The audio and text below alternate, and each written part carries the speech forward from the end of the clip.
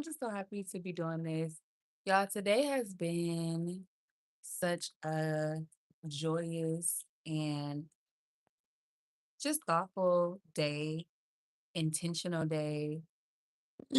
And I just felt so led to get on live and talk about the transformations that I have been having and just share it. Um, and I just felt it in my spirit today to really touch on confidence. Um, because I feel like and the thing that comes up in my mind is I remember I used to teach, I used to have a dance organization called Unproblematic Queen, right? And I was an instructor and there were other girls that were as instructors. And I remember I used to always tell the dancers, come on, we need to build your confidence. You got to be confident. You got to be confident. And I remember Toya, one of the dancers, was like, it's not that I'm not confident. I have the confidence. Like, I know myself. It's more so like I need to understand what to do. Like, I need to know what it is in my body. I need to feel it and have the repetition and allow it to be, hear it, see it. And I thought about that when I was thinking about confidence because what she was describing was she needed to embody it. She needed to feel it in her body and know it for herself.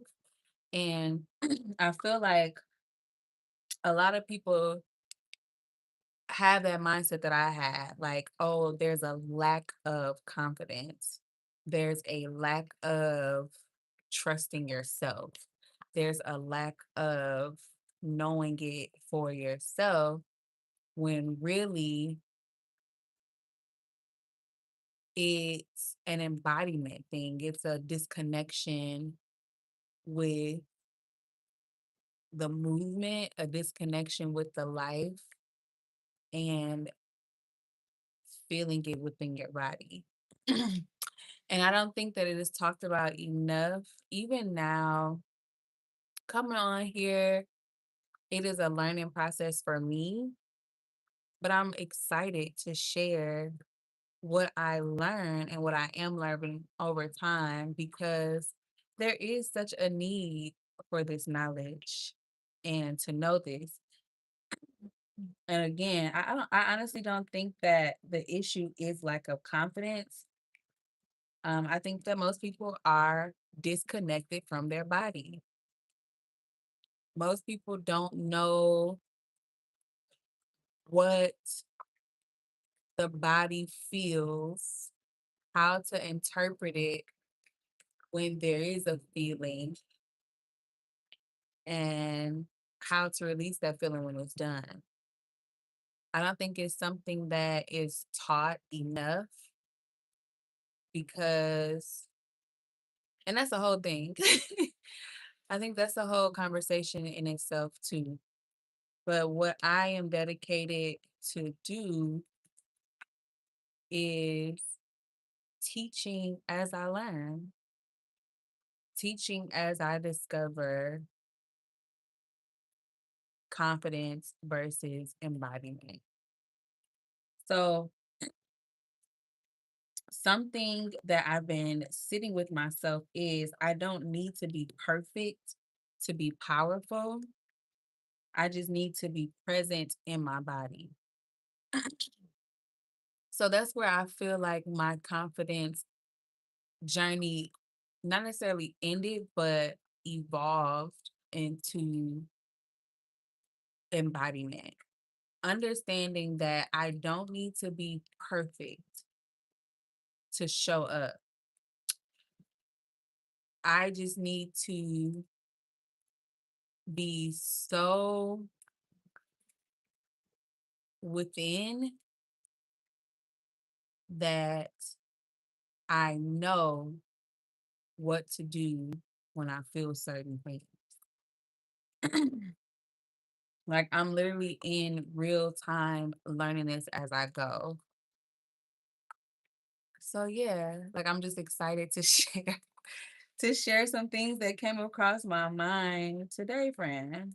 So, ways to know what disconnection looks like or what disconnection actually looks like. So, the first thing that comes to mind is overthinking yourself constantly. Overthinking yourself constantly. So, what that looks like for me is every step I take, every move I make, every single day, I pray. I'm overthinking everything that I do because I want it to be perfect. I want it to be performative. I want it to be pleasing to others. I don't want to disappoint. I want to make sure I'm having the right tone, the right setup, the right timing. It's like a constant loop mentally of my actions due to several different things that causes causes mental fatigue. And over time I end up not doing anything. And that disconnection alone builds so much mistrust with yourself because you are consistently being hesitant about your next move, or you're consistently overlooking just the next step and you're looking at something, a problem to handle that's way beyond where you are today. I was doing some planning with my friend today and I just kept having to mention what is the next step because we often, just as human beings, think so futuristically. We're thinking about tomorrow before tomorrow is even here. When we wake up in the morning, we're already thinking about tomorrow and what we're going to do and not really living in that present moment. So, the first thing that shows there's a disconnection is overthinking yourself consistently. The second thing is watching yourself instead of feeling yourself. I do this a lot as a performer. I can go back and watch videos of me and I'm watching as a critic. Like I'm watching as an audience member and I'm not being present in that moment that I was in. Like I'm not being locked in into the feelings that I am ministering um, as a dancer. Because even within that moment, I myself am more focused on being watched than being felt. Even outside the dance world, we tend to perceive ourselves based on how other people are going to see us, right? And not based on how I feel and how I want other people to feel around me. Is that making sense? um, yeah. So watching yourself instead of feeling yourself. The third thing is feeling stiff, unnatural, or performative.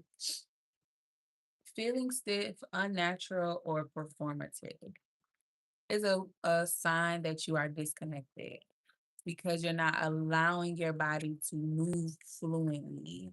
There's some sort of blockage that doesn't allow your body to align and move the way you would want it to move.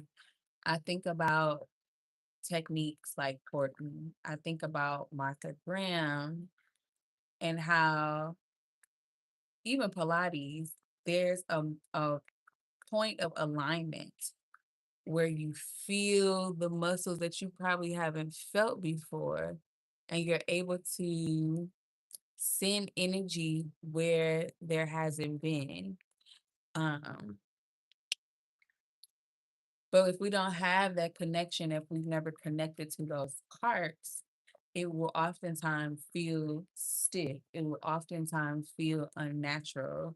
It'll oftentimes feel like, okay, let me just fake it till I make it, aka perform it, so that I can just breeze through it. The fourth way is needing validation before you move or speak.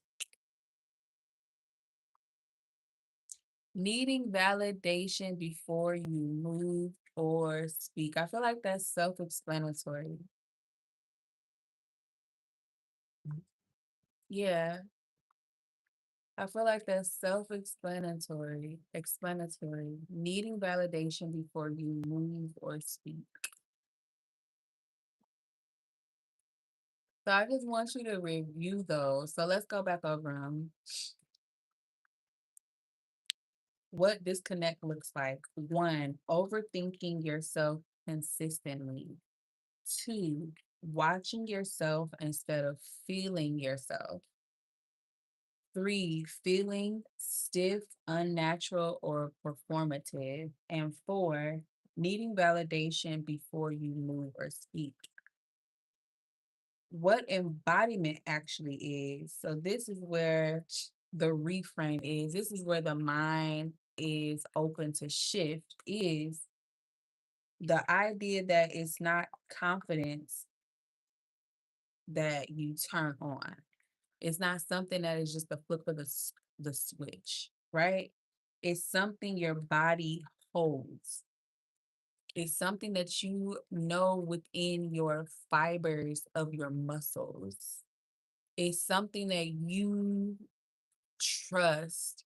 It's something that embodiment is something that you feel from head to toe. It's not something that you can think into existence. It's something that your body knows.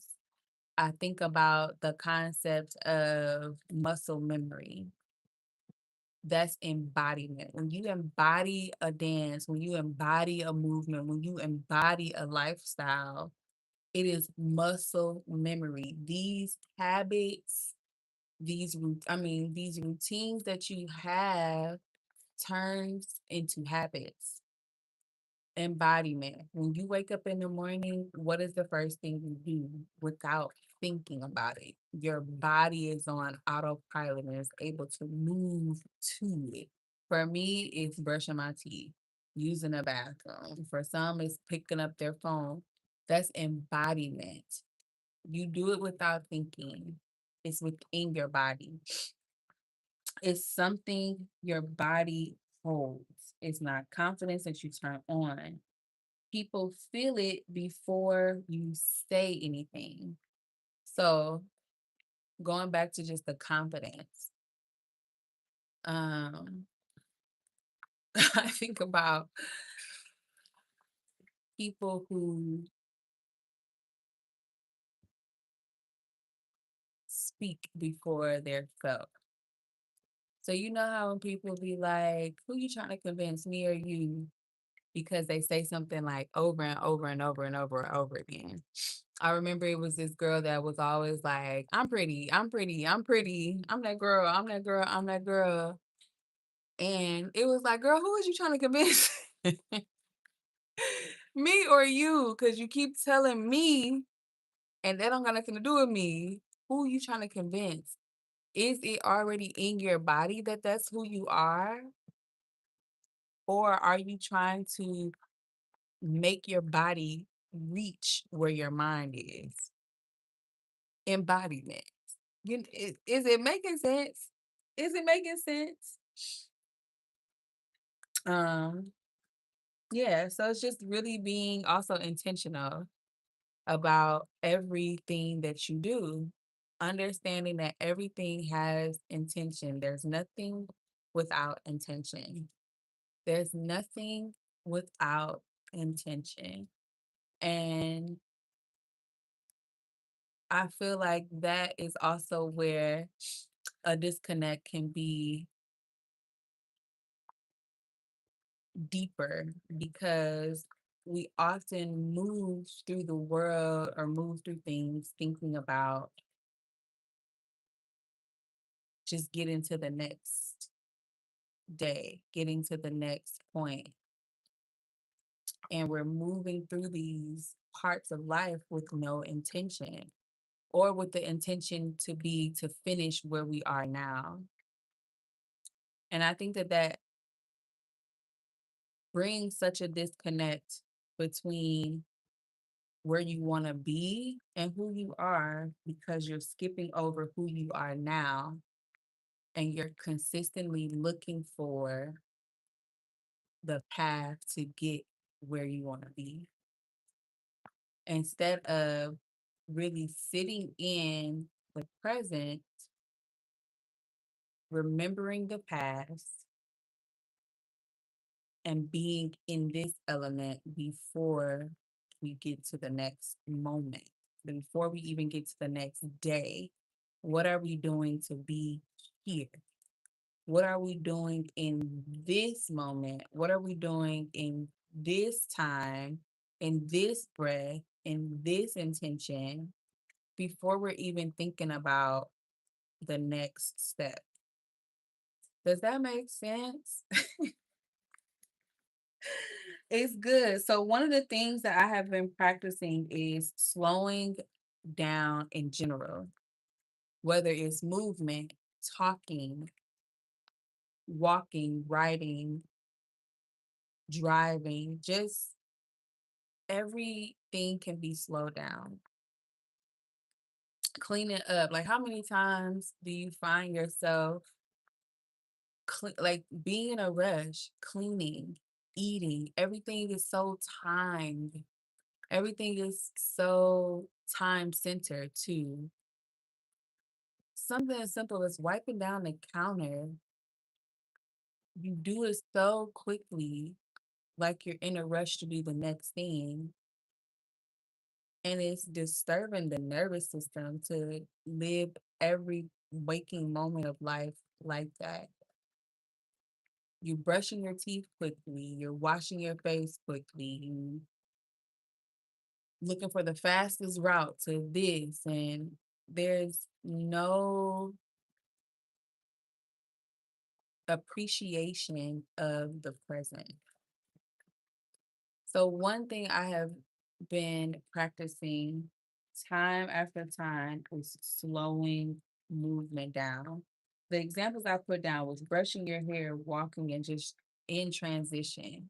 What are you doing when you are leaving work to come home? Is it a rush to get home? Is your schedule to a point where you're back to back to back to back to back? We have often or have normalized being booked and busy.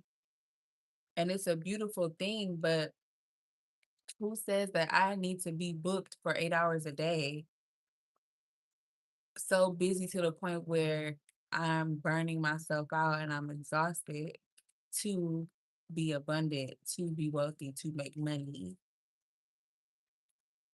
We have literally normalized that life. And I'm learning that that's not the truth. I'm learning that life is in these everyday moments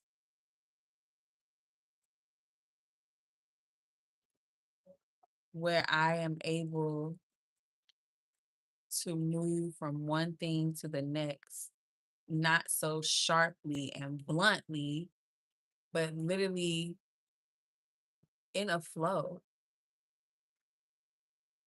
Yeah. I was talking to my friend today about the concept of time and how we have idolized time and allowed time to take control or be controlled buy money. And this is often in the phrase, time is money. So we have felt the need to control something that's supposed to be in a flow state with the structure of money. And with this idea of thinking time is money, we feel like we have to rush and get everything done so we can get to the next thing, so we can cross out the next task, so we can move on to the next thing on the to do list so that we can produce and have success. So I don't want that mindset anymore because I'm learning that that does not build my confidence. I have the confidence. I want to build a better connection with my body. So, yeah, slowing down movements. Another practice I've been doing is sitting with myself without distractions. So, that looks like no phone, no TV, being able to sit on the couch, on the floor, outside by myself and be with my own thoughts, do a nice scan with my body to see how I feel, excuse me, to see where tension is, to see where my mind is going, what my mind is set on. And honesty is meditation. Being able to sit with yourself and meditate on whatever it is that's going to get you to a state of flow. So, whatever it is that requires you to take a moment and feel relaxed or just calm.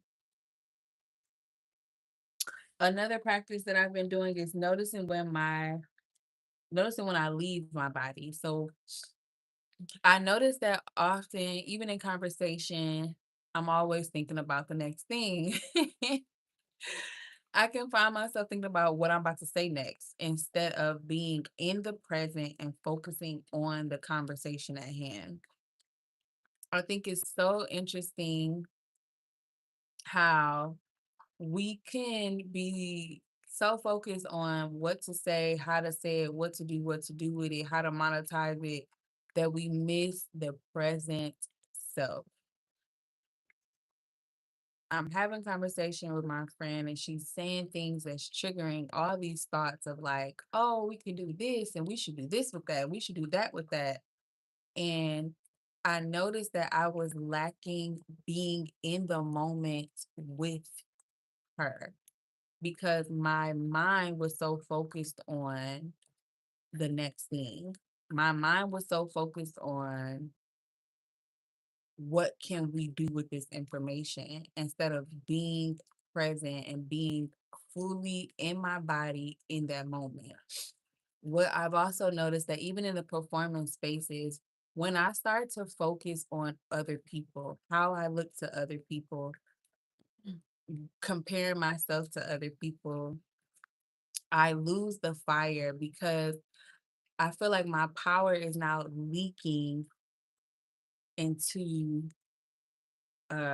this outer space. Like I it literally to me feels like once I start to zone in and focus on what other somebody else is doing, I'm looking around the room, a piece of my aura is just falling to the floor because now my focus has become on outside of my body and not what am I feeling inside. Um a journal prompt a few journal prompts that I have been that has been in rotation for me is one, when do I feel most disconnected from myself? And I want y'all to write this down. and come back to it later. So the first one is, when do I feel the most disconnected from myself? When do I feel most in my body? What am I afraid people will see if I fully relax into myself? And why am I afraid of that? So, again, when do I feel most disconnected from myself? When do I feel most in my body? What am I afraid people will see if I fully relax into myself? And why am I afraid of that?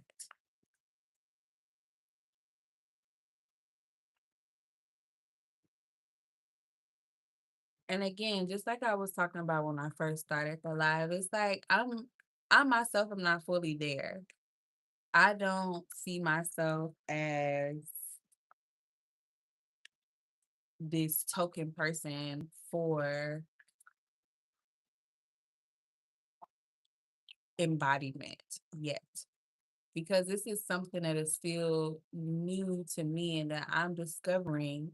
But within my discovery, the things that I am being introduced to, the understanding and the enlightenment that I'm having, I just have this feeling and this passion that it needs to be shared. There's almost this sadness that comes over me to know that some people will never get to feel embodiment or get to the level of feeling from within. And I feel like it's in my power, and with all my power, it is my purpose to absorb as much as I can, practice as much as I can, and then teach it to where others also can feel it too. And even just in the start of my practice versus now, there's been such a difference. I feel such a difference when I am connected to myself versus when I'm not. When I am pulling all of my power within myself versus when I'm leaking it to people please, when I'm leaking it to make other people happy, when I'm leaking it out of self doubt. There's been such a transformation and an understanding of myself more during this work. Um, yeah, so I'm excited. I think this is gonna be, it's not the first of many sessions because I've posted before, but the intention behind it now is more powerful than anything I've ever posted. Again, it's still something that's new to me. I'm not at the master level, and I don't think my goal is to be at the master level. It's to be at a level where I can relate it to other women, where I can teach it, where I can give it purpose and meaning so that other people can feel what I feel as well and expand on it in their ways and reach their communities. Because life is so much more, y'all. Life is so much more than what we have been trained to feel and to think. And each moment I learn that, I want to share it, and I'm going to. And I'm going to share it. Yeah. So at some point you have to stop consuming and you have to decide actually what you want to shift. And in that decision, that is when you will see a difference. That is when you will take your confidence and yourself to the next level. Once you decide where you want to be, and once you decide what you want to actually shift. Simple. And to be honest, I say simple, but not everyone is even ready. And that's what I'm learning too. Not everyone is ready. Not everyone's going to understand. And not everyone is even open to the idea. And that's okay.